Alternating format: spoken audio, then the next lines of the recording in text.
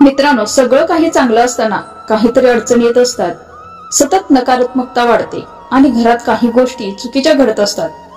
बाहेरील लोक चौकशी करा, वास्तुदोष नाहीसा करा असे सांगत असतात.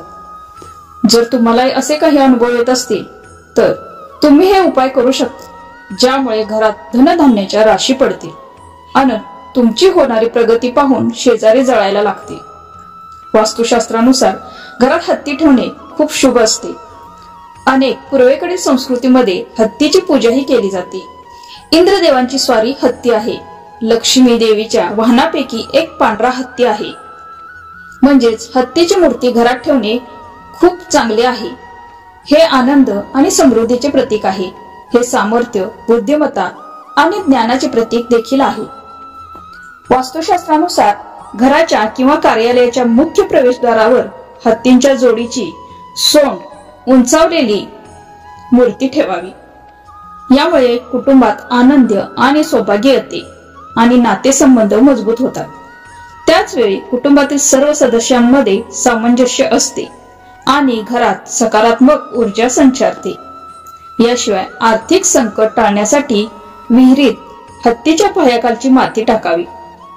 पण जर तुम्हाला तुमची स्मरणशक्ती वाढवायची असेल तर त्या मातीला तूप आणि पाण्याने मळून 6 गोळ्या बनवा आणि त्यात सिंदूर टाका आणि एका डब्यात ठेवा आणि खोलीच्या नैऋत्य दिशेला लपवा.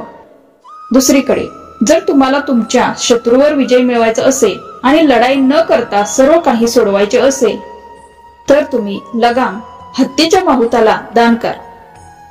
आता जाणून घेऊया इतर प्राण्याविषयी. हंसाची जोडी. वास्तुशास्त्रानुसार ड्रॉइंग रूम मध्ये किंवा बेडरूम मध्ये 2 हंसाचे चित्र लावणे चांगले मानले जाते. असे म्हणतात की यामुळे पती पत्नीचे वैवाहिक जीवन सुधारते. यासोबतच घरातील सदस्यांमध्ये प्रेम वाढते. मासे. वास्तुशास्त्रानुसार मासे संपत्ती आणि ऊर्जेचे प्रतीक मानले जाते. घरात पितळ किंवा चांदीचा मासा ठेवल्याने सुख समृद्धी येते. यासोबतच संपत्ती येते. घराच्या उत्तर पूर्व किंवा पूर्व दिशेला ठेवणे शुभ असते. गाय. शास्त्रानुसार गायीमध्ये सर्व देवी देवता वास करतात असे मानले जाते. म्हणूनच गायीची मूर्ती घरात ठेवल्याने घरात सुख समृद्धी येते. उंट. घरात उंटाची मूर्ती ठेवणे शुभ मानले जाते. उंट हे संघर्ष आणि यशाचे प्रतीक आहे. घराच्या ड्रॉइंग रूम मध्ये किंवा लिव्हिंग रूमच्या उत्तर पश्चिम दिशेला उंट ठेवल्याने करिअर किंवा व्यवसायात यश मिळते. गाय वासराची मूर्ती.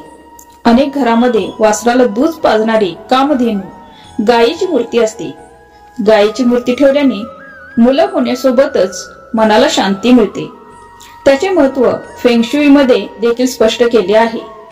अभ्यासात एकाग्रतेसाठी या मूर्तीची प्रतिष्ठापना ही घरामध्ये केली जाते. धावणाऱ्या घोड्याची मूर्ती. वास्तू आणि फेंगशुईनुसार घोड्याची मूर्ती ठेवल्याने जीवनाच्या प्रत्येक क्षेत्रात प्रगती होते. धावणारे घोडे वेग आणि यश, सामर्थ्य यांचे प्रतीक आहे. यामुळे जीवनात प्रगती होते. घोड्याची मूर्ती ठेवल्याने सुख समृद्धी वाढते. नोकरी व्यवसायात काही अडचण असल्यास घोड्याची मूर्ती ठेवावी. असे म्हटले जाते की धावणाऱ्या घोड्याची मूर्ती नकारात्मक ऊर्जा नष्ट करून ती सकारात्मक ऊर्जा आणि विचार तयार करते. यामागे लॉजिक काय आहे माहिती करून घेऊया.